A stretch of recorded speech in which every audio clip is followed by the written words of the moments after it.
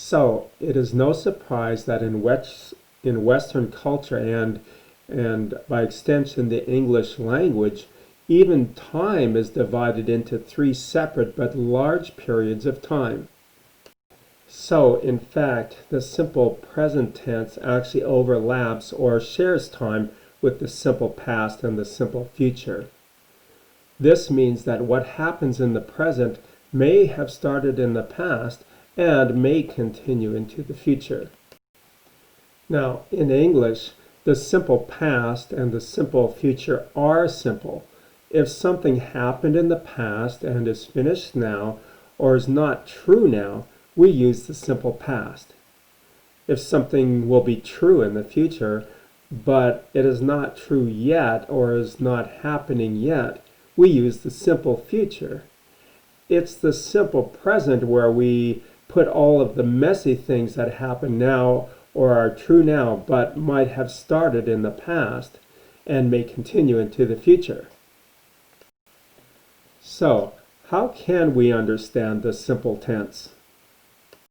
Well, first of all, we might mention that when something happens but the exact time is not usually important, we use the simple tense. And usually we don't even talk about the time. We do know the general time from the verb tense. It can be the simple past, simple present, or simple future. Well, it is helpful to remember that the simple tenses, past, present, and future, are for things that stay the same for a long time, for general time. They are not for a limited time, like a sand clock. They are for things that don't change much, the things that normally happen any time or anywhere. There are three kinds of actions or descriptions that are normally for a long time. They are timeless facts, repeated actions or habits, and descriptions that answer the question, what is someone or something normally like? What are the important, long-lasting things that describe this person or thing? Well, it is helpful to remember that the simple tenses, past, present, and future, are for things that stay the same for a long time, for general time. They are not for a limited time, like a sand clock. They are for things that don't change much, the things that normally happen any time or anywhere. There are three kinds of actions or descriptions that are normally for a long time. They are timeless facts, repeated actions or habits, and descriptions that answer the question, what is someone or something normally like? What are the important, long-lasting things that describe this person or thing? So, how do we use these three kinds of actions in the past, present, and future? Let's start with the present because it is the most confusing thing, and I like to start with the difficult things first. But I will first quickly say that the simple past and simple future are usually simple. For anything that happened in the past and is finished, or anything that was true in the past and is not true now, we use the simple past. For anything that has not started yet and will only happen or be true in the future, we use the simple future. But the simple present tense is different. It is for things that are true now, yes, but these things also cover more than the present. They usually started in the past and will probably continue into the future. Let's look at three possible kinds of actions or descriptions in the present tense: timeless facts, repeated actions or habits, and descriptions that answer the question, what is someone or something normally like? What are the important, long-lasting things that describe this person or thing? Timeless facts are for things that always stay the same. They were true in the past, are true now in the present, and will be true in the future. It doesn't change. For example, water freezes at 0 degrees Celsius or 32 degrees Fahrenheit. It has always been this way.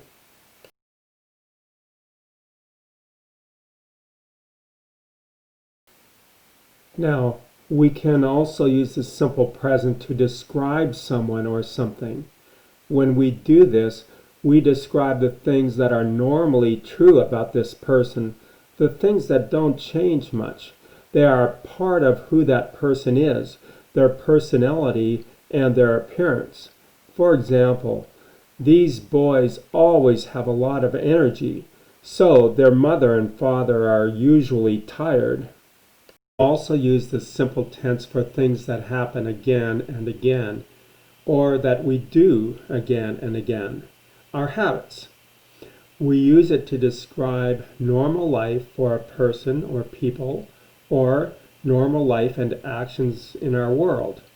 We could use it to describe typical actions.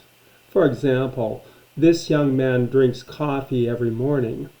Right now, it might be in the afternoon, so he's not drinking coffee at this moment right now, but drinking coffee is a normal habit for him. We could also use it to describe things that are possible actions or typical actions. For example, birds fly.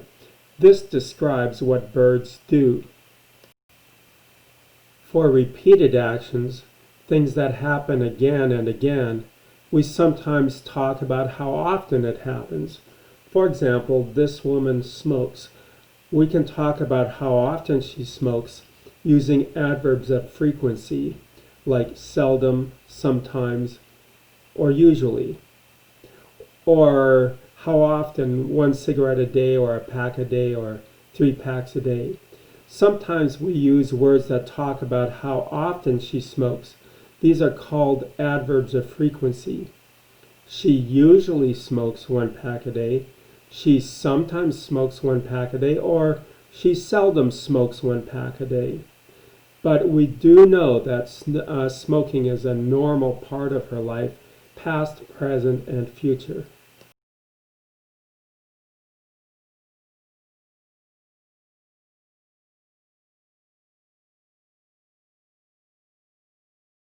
Now, repeated actions have something which can be confusing about them. When we talk about repeated actions, we are not talking about a specific action or a real action that's happening now. We are talking about a possible action, and the action may not be happening right now.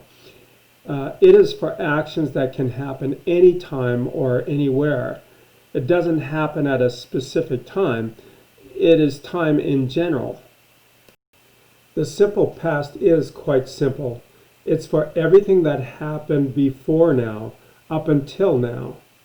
So, it is for things that were true or things that happened in the past, but which are not true now. They are finished. For example, there were dinosaurs in the past. Dinosaurs walked on the earth. This is not true for now. Dinosaurs are not alive now, except maybe in the movies. Now, remember how I said that the simple tenses cover a long period of time, so we don't usually mention a specific time? Well, this is where it sometimes gets confusing, because sometimes we do mention time, especially for the simple past. For example, we could say that the Eiffel Tower was built in 1887, but we are not talking about the action of building it here. We are simply giving a fact, a historic fact, just like you would give a scientific fact. It was actually finished on January 28, 1887, but on that day, you would not see any workers that are working on that day. You are simply describing something that happened in the past and was finished at that time. The work is finished now.